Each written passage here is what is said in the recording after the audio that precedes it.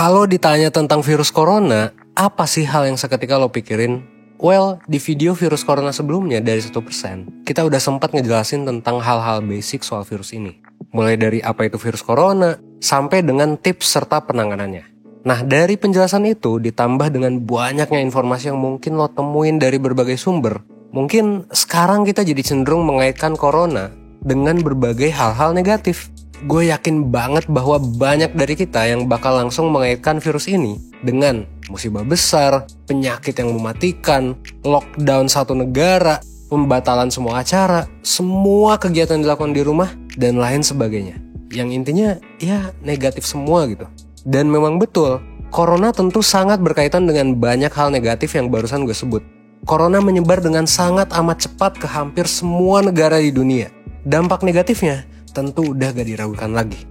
Data dari WHO per 14 Maret 2020 bilang bahwa ada 142.000 orang yang positif terinfeksi virus corona. Virus ini juga udah menyebabkan 5.393 kematian di seluruh dunia. Nah, tapi di video ini gue pengen bahas perspektif yang sedikit berbeda dari situasi yang sedang kita alami saat ini. Tapi sebelum itu, jangan lupa like video ini dan subscribe ke channel YouTube 1% supaya lo gak ketinggalan video-video lainnya dari kita. Oke?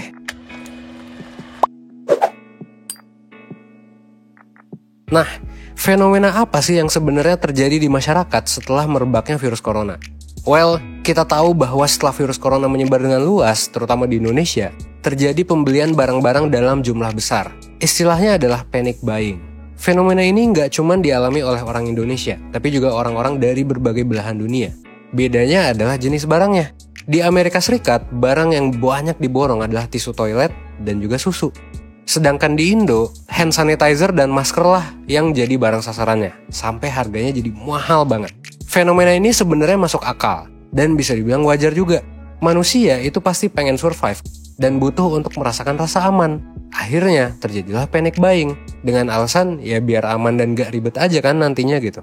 Tapi ini jadi masalah. Kenapa? Karena jadi banyak banget nih orang yang beneran membutuhkan tapi gak dapet barang-barang atau penanganan yang mereka butuhkan. Kenapa? Karena harga barang-barang jadi mahal banget. Karena makin langka barangnya. Masalah lainnya adalah terjadi kepanikan yang luar biasa di masyarakat. Semua orang berbicara tentang virus corona. Di media sosial, di real life, dan semua orang jadi panik. Jadinya orang-orang malah jadi stres sendiri gitu. Dan ini tentu membuat rasa yang gak nyaman. Kita jadi overthinking, jadinya kita ngelakuin hal yang ngerugiin orang lain, dan gak jarang ngerugiin diri kita sendiri juga. Karena panik, jadinya hal-hal yang dilakukan tuh gak wajar gitu kan. Cemas, berlebihan, dan ngerasa panik terus. Contohnya kayak tadi ya, panic buying gitu. Nah, pertanyaannya, apakah rasa panik ini bisa diobatin? Well, pertama-tama, panik dan cemas itu emang wajar.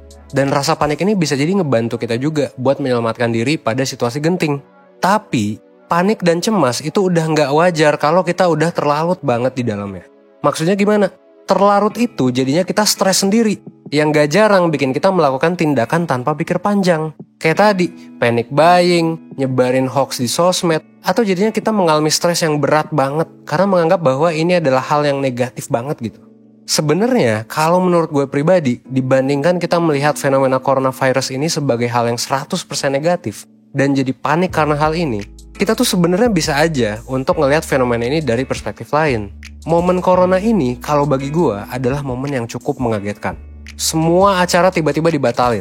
Mulai dari liga sepak bola, sampai seminar dan konser yang udah kita tunggu-tunggu.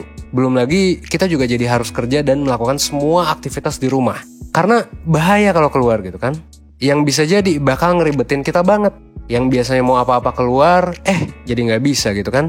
Tapi dengan semua kegiatan yang dibatalin itu, sampai dengan kebijakan work from home dari banyak perusahaan, sekaligus dengan penutupan banyak banget tempat dan acara, gue sih sebetulnya tetap percaya dan ngelihat bahwa momen-momen corona ini bisa jadi momen yang positif buat kita. Kalau kita bisa ngelihat fenomena ini dari perspektif yang berbeda. Momen ini sebetulnya bisa banget untuk kita jadiin momen buat belajar. Dan momen ini juga bisa banget kita pakai untuk mengenali diri kita lebih dalam. Selama ini bisa jadi banyak dari kita yang terlalu disibukkan dengan rutinitas. Kerja, pulang, weekend, main. Kerja lagi, pulang lagi, kerja lagi, pulang lagi. Gitu terus. Jarang banget ada rehat dari semua kesibukan rutinitas kita. Apalagi kalau lo termasuk di dalam kaum kelas menengah yang kerja kantoran di ibu kota. Pasti udah gak asing lagi sama rutinitas yang gue bilang barusan. Sampai akhirnya gak jarang banyak dari kita yang jadi lupa dengan banyak banget hal yang sempat kita wacanain buat dilakuin. Tapi gak pernah sempet buat kita lakuin dengan berbagai alasan. Entah itu sibuk, capek, atau sesederhana emang lagi gak ada waktunya aja gitu. Makanya momen corona ini jadi penting buat banyak dari kita. Karena kebetulan banget gitu kan. Sekarang itu tiba-tiba kita ada waktu untuk diem sejenak di rumah. Waktu dimana kita bisa ngelakuin banyak hal tersebut gitu. Yang mungkin sempat tertunda. Mungkin hal-hal itu adalah ngebaca buku yang udah lama kita beli tapi gak pernah kita baca. Mungkin hal itu adalah nanyain kabar orang tua yang jarang kita telepon karena kita merantau jauh. Atau sesimpel nanya kabar teman lama yang udah jarang kontakan lagi sama kita. Dan banyak lagi hal-hal lain. Mungkin sebagian dari lo selalu pengen nulis artikel blog dari dulu, tapi nggak pernah sempet. Mungkin banyak dari lo yang jarang banget mengevaluasi diri dan tujuan hidup lo. Sehingga jadinya ya udah, hidup lo selama ini cuman ngikutin alur doang. Cuman sekedar kerja dan nunggu gaji setiap bulannya. Atau mungkin juga ada dari lo yang udah ngewacanain untuk pergi ke psikolog atau konsultasi sama profesional sejak lama. Karena lo ngerasa bahwa lo mengalami masalah kesehatan mental atau punya keresahan dan masalah yang pengen dikasih solusi nih dan saran dari orang yang terlatih. Ya kayak mentor atau psikolog. Tapi dari dulu waktunya nggak pernah sempet. Karena mungkin duitnya selalu kepake. Atau kayak yang tadi gue bilang gitu. Nggak ada waktu buat ngelakuinnya. Nah makanya kalau dari gue, sarannya adalah sebenarnya cukup sederhana. Pakai momen corona ini untuk hal-hal positif. Cara biar lo gak panik, cara biar lo gak selalu negatif menanggapi masalah ini adalah ya udah.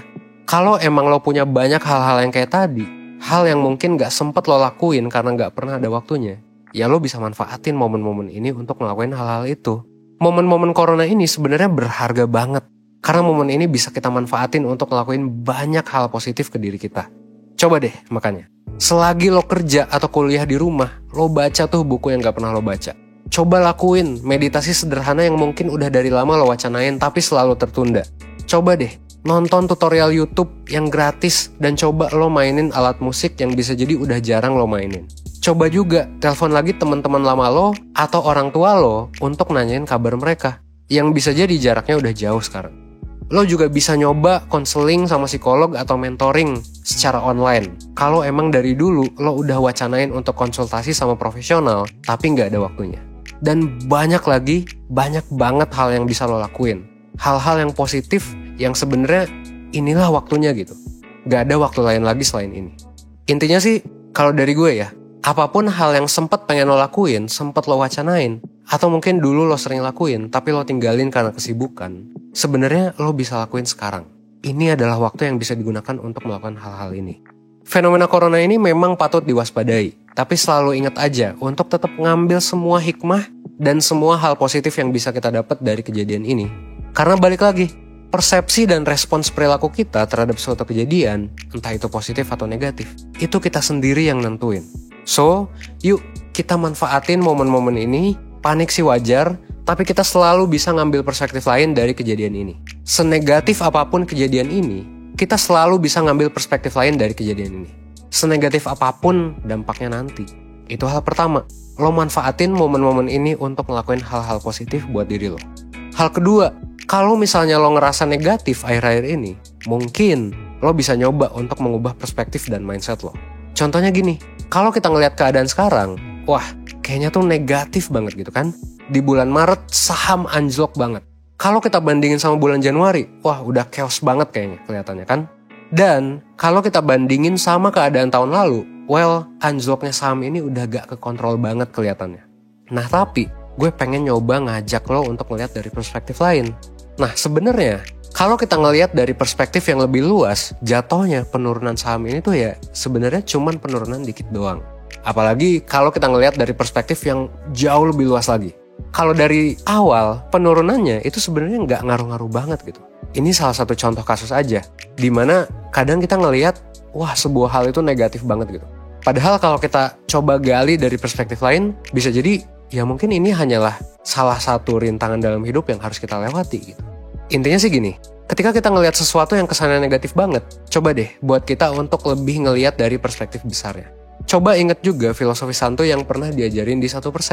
Mungkin banyak dari lo yang bakal mikir bahwa, wah bakal krisis ekonomi nih, wah gimana gue makan minggu depan, dan lain sebagainya. Mungkin juga banyak dari lo yang akan berpikir bahwa, ya dunia ini mungkin bakalan berakhir dalam waktu dekat. Dan ekonomi gak bakal berjalan lagi sebagaimana mestinya setelah kejadian ini. Tapi dengan filosofi santuy, sebenarnya apapun yang terjadi, ya udah gitu kan. Ingat bahwa lo pasti bisa melewatinya. Kita, manusia itu kuat. Kita disiapkan untuk beradaptasi dalam berbagai situasi. Situasi kayak gini emang beneran negatif dan urgent banget buat kita perhatiin. Situasi kayak gini juga mungkin hanya muncul sekali atau 2 kali seumur hidup kita. Tapi, hal yang pengen gue ingetin ke lo adalah bahwa apapun yang terjadi nanti, inget aja bahwa semua ini pasti akan ada hikmahnya buat lo. Ingat bahwa tetap ada kok kemungkinan buat semuanya bakal membaik, selama kita berusaha yang terbaik. Dan kalaupun hal yang terjadi di luar dugaan kita dan cenderung negatif, ya gak apa-apa juga kan? Kita udah siap kok buat hal ini. Karena apapun yang terjadi, ya santuy aja.